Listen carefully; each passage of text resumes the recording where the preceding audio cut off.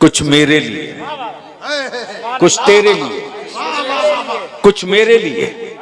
हबीब जो सबसे ऊंचा है वो सर है, वो सर है, और जो सर को काबू में करे वो दिल है। इसलिए हबीब सर झुकेगा मेरी बारगाह में और दिल बिछेगा तेरी बारगाह में।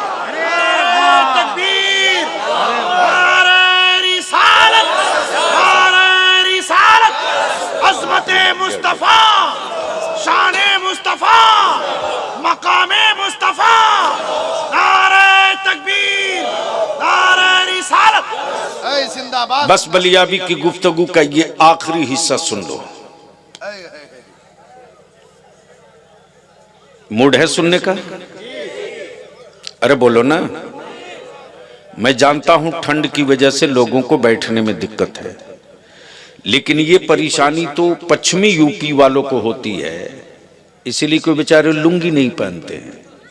हम बिहारियों को तो कोई दिक्कत नहीं है, हम लुंगी वाले हैं। एक मर्तबा हमसे किसी साहब ने कहा, बिहार में लुंगी देखकर कहा, बोला आप बिहारी हो क्या? मैंने कहा बिहारी नहीं हूं, भारी हूं। क्या बात है? जैसे ही बोला बिहारी नहीं हूं, भारी हूं, तो बहुत गौर से मुझको देख रहा, बोला मौलाना बड़ा टेढ़ा है यार। मैंने कहा टेढ़े को सीधा करता हूं। तो और थोड़ा सा इमोशनल होकर बोला, आप हो कौन? मैंने कहा गूगल से पूछ ले, mister Ballia, he are mister Ballia, भी पूछ ले, अभी बता देगा। जैसे ही डाला बलिया भी वैसे ही बोला सर। मैंने कहा एक ही खुराक में जगह पर आ गए, इसलिए लुंगी में देख करके इंची टेप मत भिड़ा। सीमांचल और किशनगंज वालों, अपनी औलादों के कातिल भी तुम ही हो, दुश्मन भी तुम ही हो।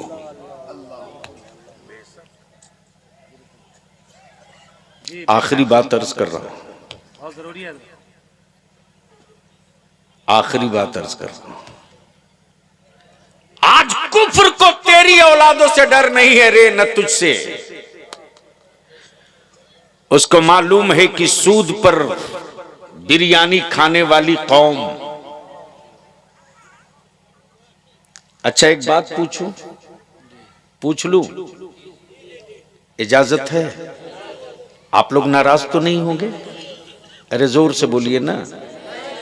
अच्छा नाराजी हो लीजिएगा तो मेरा क्या बिगाड़ दीजिएगा?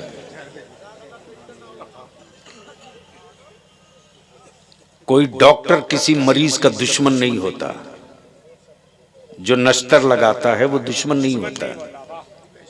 ये बात इसलिए कह रहा हूं कि आपके लिए दर्द है तब कह रहा हूं, वरना मुझको क्या मतलब।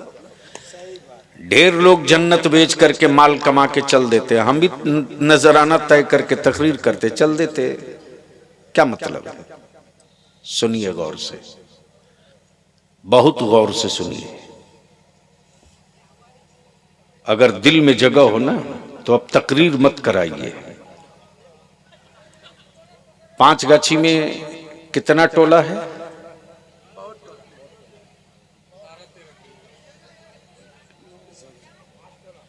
यानी यहां वाले हैं कि सब बाहर वाले हैं?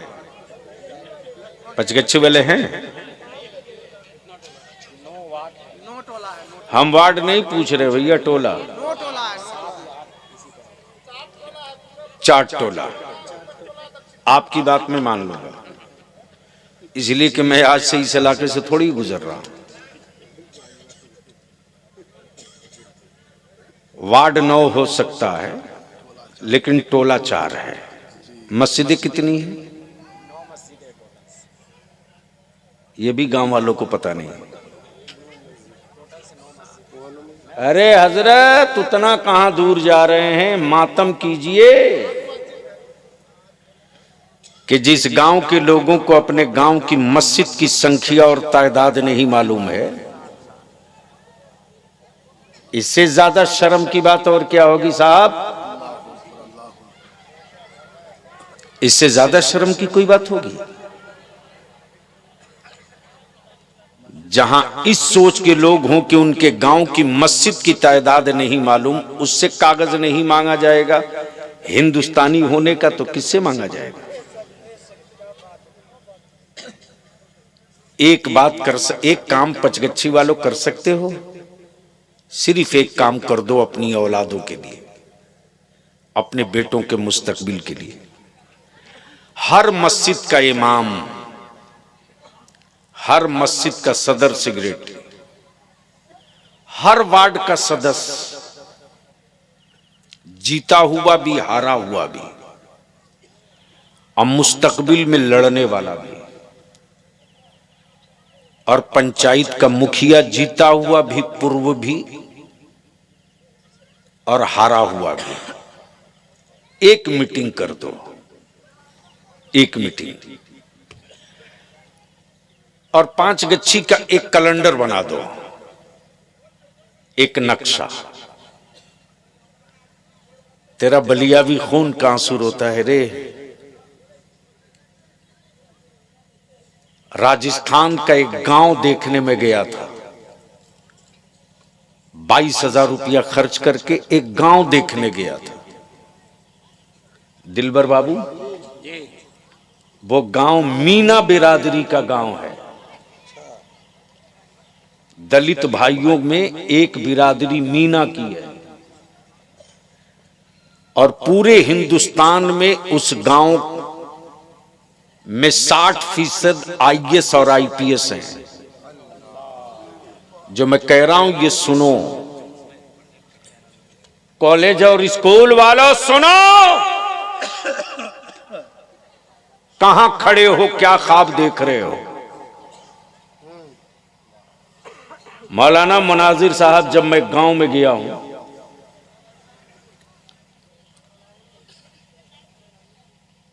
झालवार के करीब है ये,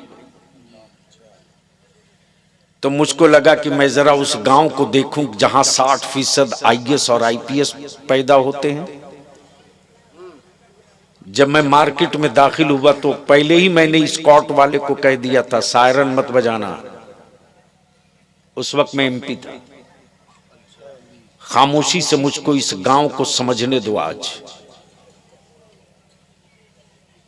जब मैं लौटा हूं तो रोते हुए लौटा हूं कि काश मेरी कौम के लोगों के दिलों में यही जज्बा पैदा हो जाता। काश हर बाप अपनी औलाद के लिए अपने दिल में यह दर्द पाल लेता। काश हर मोहल्ले का जिम्मेदार अपनी बिरादरी, अपनी कम्युनिटी और अपने कौम के बच्चों के लिए यह जज्बा तैयार करता। ये जो पैर में जूती और चप्पल राजस्थानी पहनते हो ना, सबसे बड़ी फैक्ट्री नहीं, घर घर का कारखाना है वो। दिलबर साहब, एक दुकान में मैं खामोशी से गाड़ी से उतर के दाखिल हो गया। एक बूढ़ा, एक बूढ़ी, जूती चप्पल बना रहे थे। मुझको देखा तो उसने बरजस्ता कहा, जनाब मैं क्या आपकी खिदमत करूं? मेरा दिमाग घूम गया। मैंने कहा, मैं बहुत नाम सुना था, बिहार से आया हूं, एक अच्छी सॉफ्ट जूती हो तो दे दें। तो उसने एक गिलास पानी लिया और बोला, क्या जनाब दलित के हाथ का पानी पी सकते हैं? सुनना गौर से। जैसे ही उसने कहा कि क्या आप दलित के गिलास का पानी पी सकते हैं, मैंने कहा, मुसलमान ही वो कौम है क्या बात है, जो नफरत नहीं करती है, दलितों से मोहब्बत करती है। क्या बात है, सुभान अल्लाह। इसलिए कि मेरे पैगंबर ने छुआछूत नहीं रखा। मैंने 2 घूंट पानी पिया, बैठ गया। उसके बाद मैं अपने एजेंडे की तरफ लौटा कि जनाब आपके गांव में गरीब घर कौन सा है? सुनिए दिलबर बाबू, आपके गांव में सबसे ज्यादा गरीब कौन है? उस बूढ़े ने जवाब दिया, मेरे पूरे कस्बे में सबसे बड़ा गरीब वो है जिसका बेटा डीएसपी है।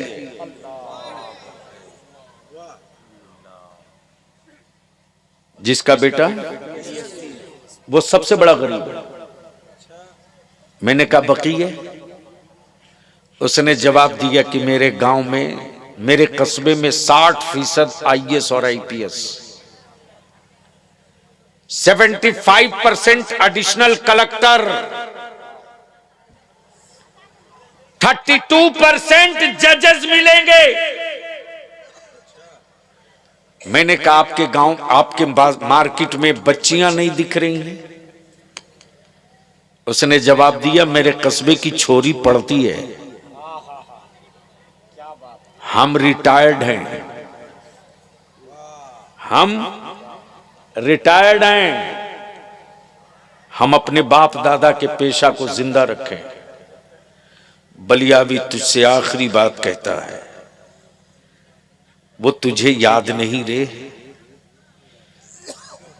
तुझे याद नहीं जब पटुआ का साग और रोटी और भात खा करके बाप दादा ने जिंदगी बिता दी, लेकिन जमीन का कोई टुकड़ा नहीं बेचा। जी चाहता था अच्छा खाएं, लेकिन नहीं खाए। जी चाहता था अच्छा कपड़ा पहने, नहीं पहने। आज हम जमीन बेचकर अच्छा खा लेंगे तो कल मेरे बच्चों का क्या होगा? लेकिन आज उन्हीं की औलादें जमीन बेचकर दामाद खरीद रही हैं। आज उन्हीं की औलादें जमीन बेच करके जहेज और तिलक दे रही हैं। सोचा कभी कि दादा जब पटुआ धो रहे थे तो उनके बदन से बदबू कैसी आती थी? कभी सोचा?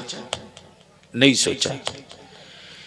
इसलिए कि मरी हुई लाश कभी सोचती नहीं है। और याद रखना, लाशों को कांधे की जरूरत पड़ती है, जिंदा कौमों को कांधे की जरूरत नहीं पड़ती है। अब अगर जिंदा कौम हो तो सिर्फ एक काम कर लो पचगच्छी वालों, सभी मस्जिद के इमाम, सदर, सेक्रेटरी, जनप्रतिनिधि मिलकर के एक मीटिंग करके एक चटाई तैयार कर लो कि हम निकाह सस्ता करेंगे, हम शादियां आसान करेंगे। मालूम है दिलबर बाबू, इस इलाके में दिन में बारात आती है, दिन का मतलब 4 बजे बारात पहुंचेगी। 4 बजे यही इलाका है। झौवा तक बैलगाड़ी का सफर मैंने किया है। यही आजमनगर का धूमनगर है। जिंदगी में पहली बार आया था आज से 39 साल पहले। कटिहार से जीप रिजर्व करके टुन्नी दिघी होते हुए इसी बार सोइए आजमनगर होते हुए जब मैं पहुंचा, दिलबर साहब तो सुबह हो गई थी, ट्यूबलाइट खुल रही थी, ट्यूबलाइट खुल रही थी।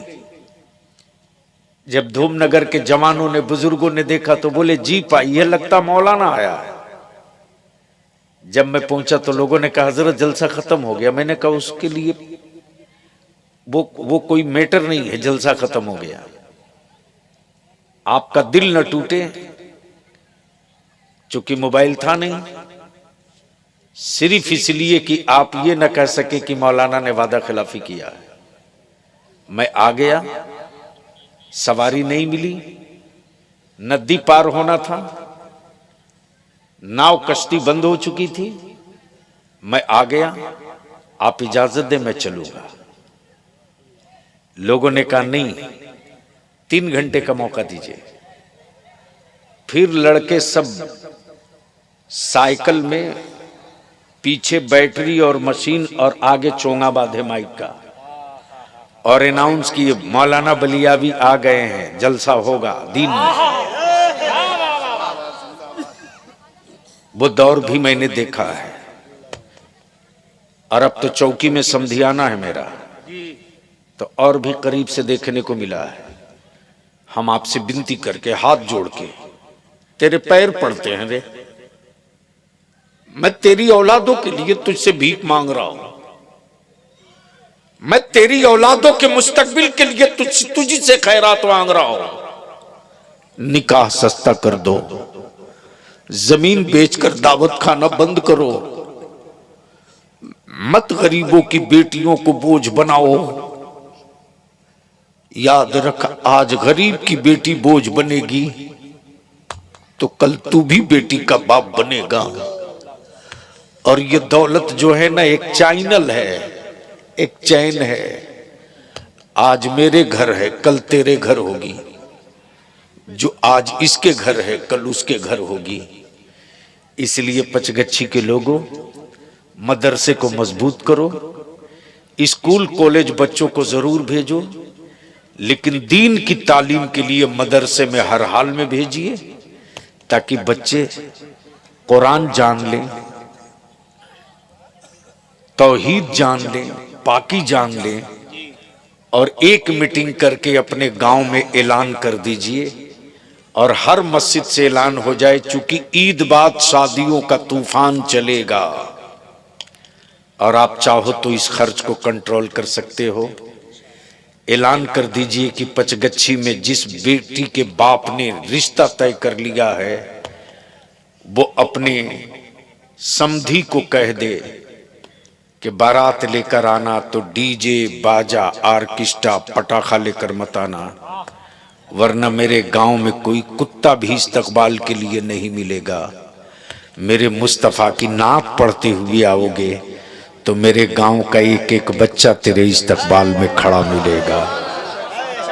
और शादियों में खाने का मीनू मत तय करो कि तुझको, हजरत क्या भला है साहब, मंगनी में एक एक कुंटल मछली जाती है। बोलो सही है कि गलत? जोर से बोलो, सही है कि गलत? 10 किलो कम हो जाए तो झगड़ा शुरू। ईमान से बोल, कहां लिखा है कुरान में कि 1 कुंटल मछली भेजो? कहीं लिखा है? अरे बोलो ना, कहीं हदीस में लिखा है? एक मौलवी इसके खिलाफ तकरीर किया? अरे बोलो ना, किया। लेकिन मेरे आका की मिलाद के खिलाफ ये सऊदिया का ज़कातखोर खूब भोंकेगा, क्या बात है, खूब भोंकेगा। मेरे आका की इल्म गैब पर खूब भोंकेगा। लेकिन जिससे आप तक की इज्जत खतरे में पड़े उसके खिलाफ नहीं बोलेगा। अब बताओ, तुम्हारा समधी 1 कुंटल मछली क्या करेगा? तालाब में डालेगा? इस रस्म को बंद करो, पैसा बचाओ। वलीमा में भी फालतू खर्च बंद करो, पैसा बचाओ। और बड़े बाप के बेटों से, बड़े बेटों के बड़े बाप से कहूंगा कि वलीमा और बारात का पैसा बचा लीजिए, और बचाकर चुपके से अपने मोहल्ले के गरीब की बच्ची के लिए निकाह का इंतजाम करा दीजिए। उसको पता भी न चले और उस गरीब की बेटी रुखसत हो जाए। जिस वक्त उस बच्ची को पता चलेगा कि फला चचा फला दादा फला ने मेरे बाप की गुर्बत को देखते हुए मेरे निकाह का सारा खर्च अपने बेटे और अपने अरमान को कत्ल करके वो इंतजाम किया है, याद रखना, उसके तन से जो औलाद पैदा होगी ना, वो बेटी अपनी औलाद को वो सबक सिखाएगी कि बेटा तू मेरी औलाद है ना, तो तुझ पर तेरी दूध का एक बोझ और भी है कि मेरे गांव का फला चचा फला दादा, कभी उसकी तौहीन मत करना, उसका एहतराम करना। इसलिए बलियाबी की विनती है, गाड़ियों के काफिले निकालना कम करो, टेंट माइक लाइट साउंड पर पैसा खर्च करना बंद करो। इसी पैसे को बचाकर अपनी औलादों को पढ़ाओ। अगर पढ़ाकर पावर वाला कलम दिला दिया ना, पावर वाला कलम, तो याद रखना तलवार के मारे हुए जख्म भर जाते हैं, कलम की मारी हुई नस्लें नहीं संभलती हैं। हमें कलम से मारा गया है और कलम के जख्म का मरहम नहीं, कलम के घाव के भरने के मरहम का नाम कलम है। अल्लाह ताला अमल खैर की तौफीक